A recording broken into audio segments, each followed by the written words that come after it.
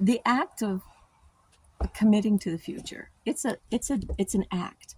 It's not something that happens by accident. You have to decide you're going to look for a better buck every year. When it comes to anything you do on your homestead, whether it's you're going to try some online marketing to help support you and your animals, which I highly recommend. You're going to build that like you build a barn. Sometimes we scrap some things together. Sometimes we can buy extra pieces of material. There's times when you have a shot in the arm and you do something to improve the farm on a major scale. There's times when you need something to house, these extra chicks or these extra poults today, and you don't have the right thing because the timing isn't right. Well, not all of us have the finances to just do everything in advance perfectly, especially when we're farming. So we do put things together as we go. But I started out with goats that gave me 6 pounds a milking.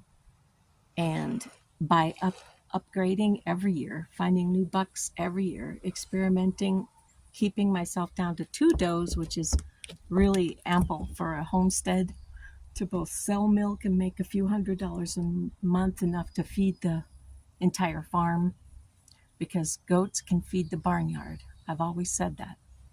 Whether I give them milk directly, turkeys, chickens, pigs, whatever you want to feed, they can drink goat's milk. And so can the infant next door if they have some kind of trouble. Handy to have on hand. And their vet bill is less than a cow. And they don't have to be seen on the farm. It's easy to take them to the vet. But I digress. I wanted to say that we take our time in farming to do everything to do it right. We commit to the future as a better future. And one way to do that on your homestead is to include online marketing, because in a few years, you will have a crop of cash. You work for it, you water it, you plant it, you develop it, and in a few years, it will give back to you. And your life will be changed as a result.